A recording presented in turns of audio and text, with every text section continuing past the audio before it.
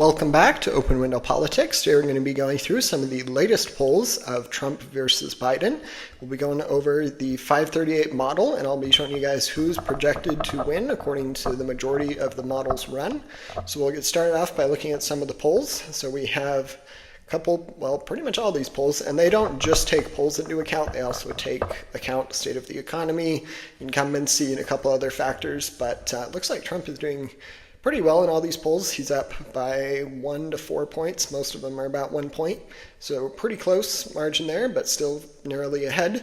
And then if we get to the overall projection, though, things are a little bit different. We have Biden winning 51 out of the 100 times the model was run, according to 538, while Trump is winning 48 times out of the 100 times the model is run. And there is a very, very slim chance that neither candidate is able to win an electoral college majority, in which case it would be a rather complicated process, but it would essentially go to the House.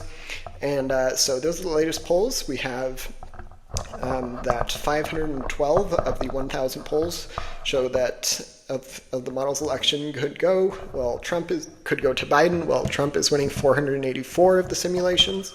And there's a tie in 4 of the situations. That most likely won't be the case. But as you can see here, it has Biden expecting to win about 272 electoral college votes, while Trump is at 266. We can check out the popular vote as well. Biden is doing quite a bit better on the popular vote chances. He's up by over 2 points.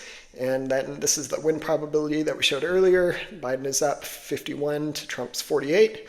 So the popular vote, a little bit better in Biden's favor in the electoral college margin. And then we will go to some of the closest state ranks. So we have, the stereotypical swing states. We have Pennsylvania, Wisconsin, Nevada, Arizona, Georgia, Michigan, and North Carolina.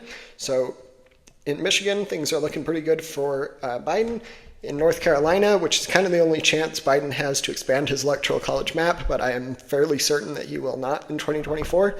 But North Carolina is pretty solidly in the Republican favor, about as close as Michigan is in the Democratic favor, which is kind of interesting. I mean, a couple more percentage tenths of a percentage point, but still pretty far and away a leader by about 2 points. In swing states, that's a pretty impressive lead.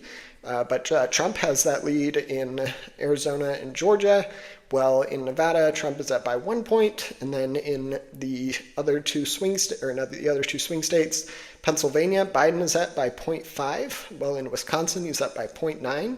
So if Trump is able to win every state except the Rust Belt, he still will be 2 electoral college votes short of the presidency. So Biden is mostly winning the majority of these based on winning the ever-important Rust Belt states that Clinton lost in 2016.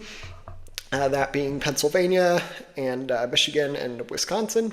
So if Biden is able to win those again, plus all the other states in the Democratic column, then he can afford to lose North Carolina, he can afford to lose Georgia, he can afford to lose Arizona, he can afford to lose Nevada, but as long as he gets Pennsylvania, Michigan, and Wisconsin, as well as all the other tilt, lean, and solid Democratic states, and it is very possible that one of those switch, but for now, they are mostly looking pretty good in the Democratic column.